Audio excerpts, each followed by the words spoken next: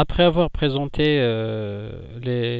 une classification des réseaux selon leur taille, nous allons passer à la présentation de ce même concept par la notion de topologie. Ce qu'il faut savoir, c'est qu'un réseau informatique, c'est comme un réseau humain. C'est comme un ensemble d'êtres humains qui souhaitent faire partie d'un groupe ou d'une communauté quelconque. Ces gens-là, pour qu'ils puissent rentrer en communication, donc déjà ils doivent être organisés d'une certaine manière, donc d'une manière circulaire, carrée, ligne continue, par téléphone, à distance, sur place, etc. Ils doivent parler déjà un même langage de communication pour qu'ils puissent se comprendre mutuellement. C'est le même concept qu'on retrouve dans un réseau par machine. C'est que donc on dit généralement pour faire communiquer deux postes de travail, deux machines, donc les deux là doivent être reliées d'une certaine manière. Comment est-ce qu'elles sont regroupées? Et doivent utiliser un langage de communication commun. Donc les gens là ici par exemple, pour qu'ils puissent se comprendre, donc ils doivent parler tous français, anglais, arabe, etc. pour qu'il y ait un langage de communication commun. Donc cette notion de langage de communication, c'est ce qu'on appelle un protocole dans le domaine des réseaux informatiques. Un protocole réseau, c'est un langage, c'est un ensemble de règles à respecter pour que les gens puissent se comprendre correctement. Et puis la manière dont ces équipements sont organisés, c'est ce qu'on appelle une topologie. Voilà. Donc la notion de protocole, un protocole, c'est un ensemble, c'est une méthode, ou c'est un ensemble de règles et de procédures à respecter pour que ces différentes machines arrivent à se comprendre mutuellement, pour qu'il n'y ait pas donc des problèmes de communication. C'est pour cela qu'aujourd'hui vous avez donc une application Facebook sur un équipement et la même application sur un autre. Donc ils doivent parler le même langage avec le même protocole pour qu'il y ait vraiment un vrai échange de données des deux côtés. Donc un protocole, comme nous allons le voir par la suite, donc il permet de régler plusieurs problèmes. Il y a plusieurs types de protocoles, HTTP, FTP, DNS, SNMP, ARP, CMP, JMP, vraiment il y en a plusieurs qu'on essaiera de développer par la suite. Par contre, la notion de topologie, comme on avait dit, c'est la manière dont ces équipements sont organisés. Donc il y a pratiquement deux grandes manières. Nous avons le mode diffusion, donc la topologie au mode diffusion. Le mode diffusion regroupe principalement trois grandes parties. Vous avez la topologie en bus, la topologie en anneau et la topologie en satellite ou une communication sans fil de manière générale. Voilà. Dans ce cas-là, vous avez ce qu'on appelle un support de communication partagé. Ça veut dire quoi un support de communication partagé? Ça veut dire que l'outil ou le support à travers lequel communiquent ces différentes machines, il est partagé. C'est-à-dire qu'il est utilisé par un seul ordinateur à un instant donné. Donc, quand un ordinateur parle, les autres écoutent. Ils ne peuvent pas parler en même temps. Pourquoi? Parce qu'un système de communication est partagé. C'est un peu comme quand je vous fais un cours dans une salle de cours. Donc, le support de communication qui est l'air dans la salle là, il est partagé. C'est-à-dire que moi, quand je parle, vous allez tous recevoir. Pareil ici. Quand cet ordinateur, par exemple, cet ordinateur-là souhaite communiquer avec l'autre, donc même celui-là, il va entendre. Pourquoi? Parce que le support, il est partagé. D'accord? Donc nous avons le bus, nous avons l'anneau et nous avons une communication sans fil satellitaire, par exemple. Donc là, le support est partagé. Si deux équipements envoient en même temps, il va y avoir ce qu'on appelle une collision et tout sera perdu. Résumons les caractéristiques de la topologie en mode diffusion. Donc, premièrement, le support de communication est partagé, c'est-à-dire que tout le monde parle sur un même support et que vous avez un seul équipement qui envoie à un instant donné. Si deux équipements envoient en même temps, alors il va y avoir une collision et les messages seront perdus. Quand un équipement envoie, c'est tout le monde qui reçoit cette information, même si elles sont pas, même si les personnes, enfin les autres équipements ne sont pas concernés par cette communication parce que puisque le support est partagé, donc c'est tout le monde qui va entendre. Voilà. Donc il doit y avoir une certaine synchronisation des communications. C'est-à-dire qu'on dit généralement c'est à toi de parler, ensuite c'est à toi, ensuite c'est comme dans une réunion dans laquelle on ne peut pas avoir tout le monde qui parle en même temps. C'est un qui parle, après c'est l'autre, et ainsi de suite. C'est un mode de diffusion. Maintenant, comment sont regroupées les machines? C'est un peu la répartition topologique ou la topologie des ordinateurs. Par exemple, le bus, en topologie au bus, vous avez une ligne continue comme ça qu'on appelle bus, à travers laquelle sont connectés tous les autres ordinateurs. Donc, quand cet ordinateur veut communiquer avec celui-là, donc les flèches rouges vont aller dans tous les sens. même ceux qui ne sont pas concernés. Et quand celui-là veut répondre à celui-là, pareil, donc le message sous forme de flèche bleue sera envoyé dans toutes les destinations. Mais on ne peut pas avoir en même temps les flèches bleues et les flèches rouges. Parce que sinon, il va y avoir une collision et par conséquent, les messages seront perdus. C'est le rouge qui passe, ensuite c'est le bleu qui passe. D'accord? Donc, réellement, le bus est un ancien réseau. Voilà, il a la forme suivante. Donc, une ligne continue comme ça, ce qu'on appelle un câble BNC, avec deux extrémités de bouchons des deux côtés, que les ordinateurs sont reliés à travers des T transceivers comme ça.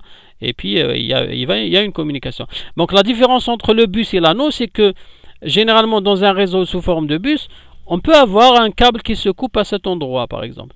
Quand il est coupé ici, donc ce réseau-là sera isolé de l'autre.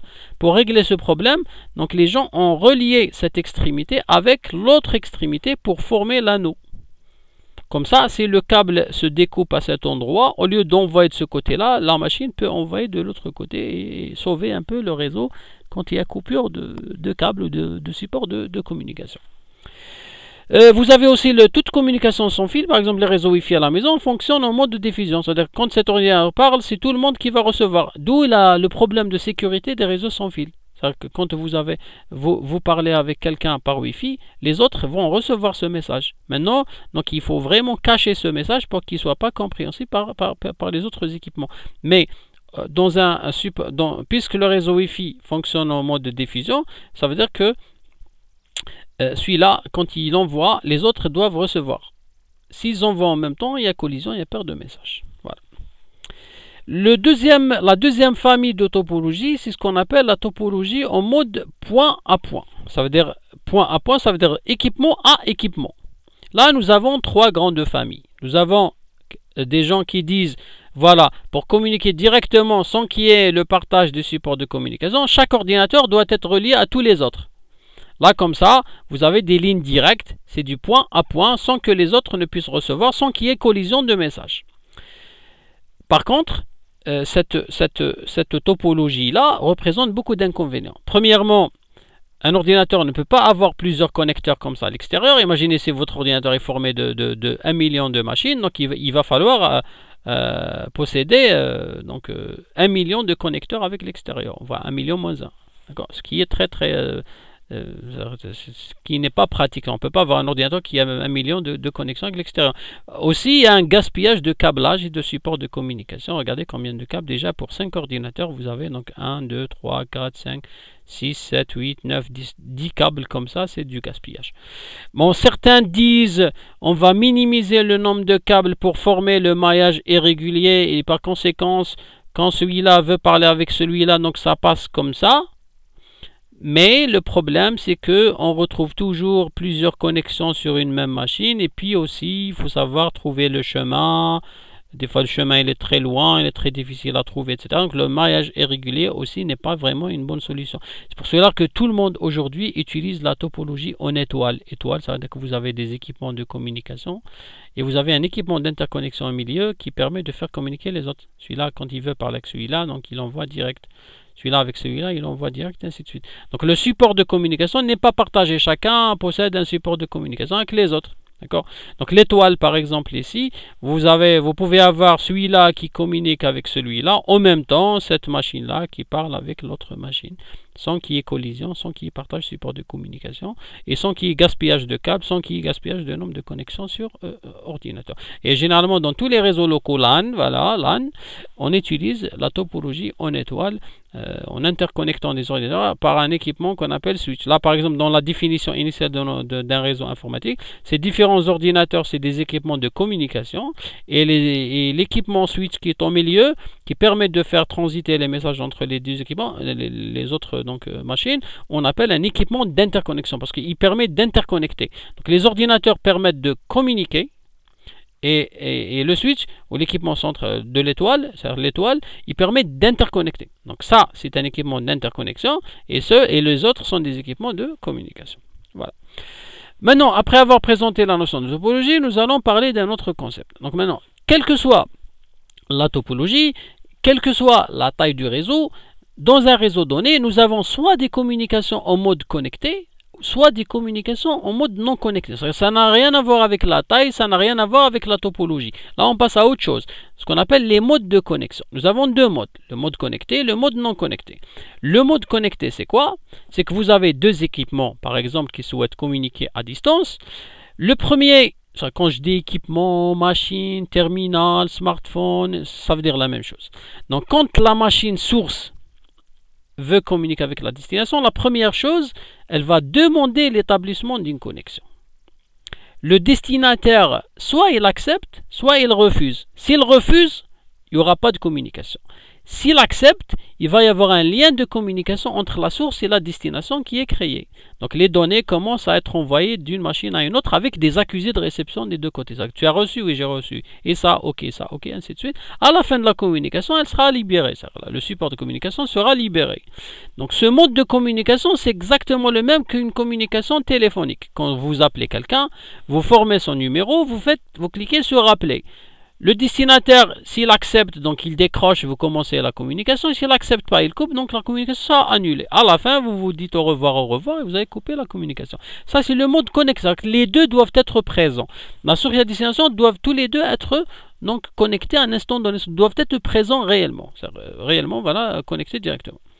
Par contre, le deuxième mode, qui est le mode non connecté, il n'exige pas la présence des deux communicants. Vous, la source, vous faites quoi? Vous envoyez un message qui contient les coordonnées du destinataire. Vous prenez un message, vous mettez l'adresse du destinataire et vous l'envoyez, vous espérez que ça arrive. D'accord? Donc l'envoi se fait sans aucun contrôle de la réception des données. J'envoie et j'espère qu'il arrive.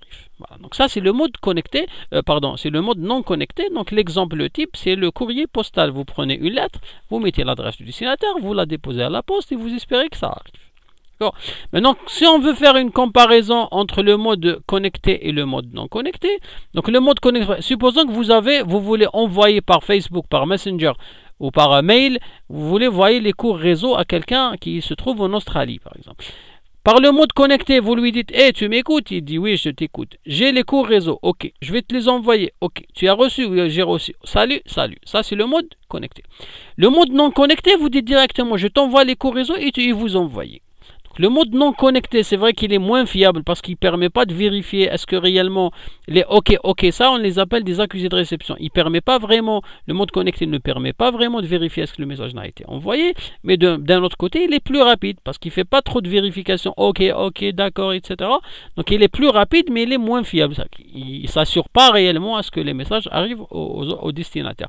Là, ça va être des choix. Vous allez voir que par la suite, dans certains cas, on utilise le mode connecté, dans certains autres, on utilise le mode non connecté. Mais le plus important actuellement, c'est de comprendre ce que ça veut dire le mode connecté et de comprendre ce que ça veut dire le mode non connecté tout en maîtrisant la définition de chaque concept. Voilà, on passe à autre chose. Après avoir étudié la taille des réseaux, la topologie des réseaux et le mode de connexion, nous allons voir maintenant les stratégies de connexion. Et ça veut dire une stratégie de connexion, c'est la manière dont les messages sont envoyés. Peu importe si les petits, grands, peu importe comment la topologie, peu importe ce qu'il est mode connecté ou non connecté, là on s'intéresse au point suivant. Comment est-ce que le message transite pour arriver à la destination? Donc quel que soit le mode connecté ou non connecté, quand on dit stratégie de connexion, on parle de ce qu'on appelle les systèmes de commutation. Donc ça veut dire la création d'un circuit ou d'une trajectoire ou d'un chemin entre la source et la destination. D'accord? Et là on retrouve 4 grandes familles de stratégies de connexion. Nous avons la commutation de circuit, la commutation de messages, la commutation de paquets, la commutation de séries. Par rapport à la commutation de circuit, on dit circuit, pourquoi? Parce que quand cette machine-là veut communiquer avec un autre, dès que la communication sera établie, il va y avoir une réservation d'un circuit virtuel. Donc ce chemin-là sera réservé aux deux équipements. Il ne pourra être utilisé par aucun autre appareil tant qu'il est occupé par ces deux communicants. Donc la commutation de circuit, dans ce type de scénario, un circuit constitué de lignes de communication entre un nœud, quand on dit nœud, machine, équipement de communication émetteur, et un nœud récepteur est réservé le temps de la communication afin de permettre le transfert de données. Il est libéré à la fin. C'est-à-dire que tant que ces deux-là communiquent, ce lien-là est réservé. Il ne pourra être utilisé par personne d'autre. Pour vous donner un exemple, je vais vous donner un exemple pour bien maîtriser ça. Imaginez dans les communications, par exemple, dans le jour de l'Aïd, vous avez tout le monde qui appelle l'autre, qui dit bonne fête, etc. Donc, ce jour-là, vous avez plusieurs circuits virtuels qui sont réservés, c'est-à-dire plusieurs lignes qui seront occupées. C'est pour cela qu'à un instant donné, il n'y a plus de réseau. Quand vous appelez quelqu'un, on vous dit réseau occupé. Pourquoi? Parce que toutes les lignes sont occupées par les communicants à dire bonne fête, etc. Donc, la commutation de circuit revient à une communication téléphonique. Donc, quand vous appelez quelqu'un par téléphone, vous réservez la ligne de communication entre vous-même et le destinataire. Tant que vous êtes en communication, personne d'autre ne pourra utiliser. Dans certains cas, il y a un chevauchement de lignes. C'est pour cela que des fois, quand vous appelez quelqu'un, vous entendez une autre personne parler en même temps. Là, quand il y a un chevauchement de lignes. Quand le circuit virtuel souffre d'un problème quelconque. Ça, c'est le premier système de communication. Le deuxième, c'est la commutation de messages. Alors, dans un système de commutation de messages, le circuit n'est pas réservé. Donc, le circuit est tout le temps occupé. Celui qui peut l'utiliser à un instant donné. Par exemple, vous avez la machine A et la machine B qui veulent envoyer des données à la machine D. Donc, A envoie son message en bleu, B envoie son message en rouge. Ce chemin-là, il n'est pas réservé. Donc, il peut être utilisé en même temps par le message de A et le message de B. Voilà, donc c'est une intersection dans laquelle les messages seront envoyés sans qu'il y ait réservation de circuit comme dans la commutation de circuit. Là, l'avantage, c'est que nous avons plusieurs lignes libres, contrairement à la commutation de circuit, mais l'inconvénient, c'est qu'il peut y avoir des encombrements. Regardez là, au niveau de celui-là qu'on appelle commutateur 5, donc il peut recevoir plusieurs messages provenant de plusieurs machines avec des tailles énormes. Et de ce fait, quand vous aurez une grande quantité d'informations qui est reçue par cet équipement-là, il peut être donc endommagé ou carrément il peut être surchargé, ce qu'on appelle des problèmes de congestion. Il ne pourra plus envoyer de messages. Pourquoi? Parce que la file d'attente, elle est saturée à son niveau-là. C'est pour cela que, pourquoi? Parce qu'il doit attendre de recevoir tout le message pour passer au message suivant. Donc, quand vous utilisez la commutation de messages et que la taille des messages est très grande, il y a des problèmes de congestion, des problèmes d'encombrement, des problèmes de saturation des machines ou des nœuds, par exemple, des équipements intermédiaires, des équipements d'interconnexion. C'est pour cela que la commutation de messages a été remplacée par la commutation de paquets. C'est-à-dire, au lieu d'envoyer des grands messages, ces messages-là sont découpés en petits paquets numérotés. P1, P2, P3, chaque paquet peut prendre un chemin différent. L'essentiel qu'à la destination, le nœud qui va recevoir ces paquets aura la possibilité de les trier, de les ordonner et de pouvoir les interpréter. C'est pour cela que les paquets sont numérotés. Paquet 1, paquet 2, paquet 3. Et à la réception, on va les trier. Comme ça, en envoyant plusieurs petits paquets un peu partout sur les différents chemins, il va y avoir moins d'encombrement, moins de surcharge de ces équipements intermédiaires. Donc la commutation de paquets consiste à segmenter l'information en paquets de données transmises indépendamment, c'est-à-dire dans des chemins différents par les nœuds intermédiaires et réassemblées au niveau de la destination. Voilà. Le réseau Internet d'aujourd'hui fonctionne à base de commutation de paquets. Pour vous donner un exemple très simple pour pouvoir comprendre facilement ces stratégies de commutation, quand vous appelez quelqu'un par téléphone, c'est-à-dire que vous formez son numéro de téléphone et vous l'appelez, là vous utilisez la commutation de circuit. Quand vous l'appelez par Viber, puisque Viber passe par Internet, vous utilisez la commutation de paquet. Voilà, donc c'est très simple. Donc circuit, c'est téléphone, réservation d'un circuit, et paquet, c'est des petits paquets envoyés partout, c'est Internet. Voilà. Nous avons une dernière famille donc, de systèmes de commutation, ce qu'on appelle la commutation de cellules. La commutation de cellules, c'est la combinaison de la commutation de paquets et la commutation de circuits. Ça veut dire qu'on découpe le message en petits paquets de 53 octets qu'on envoie un peu partout et en même temps, on réserve des circuits virtuels tout au long d'une communication.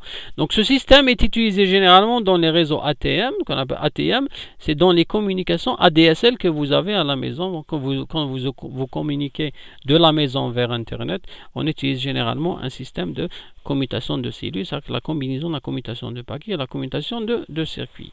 Voilà, donc par rapport au système de commutation.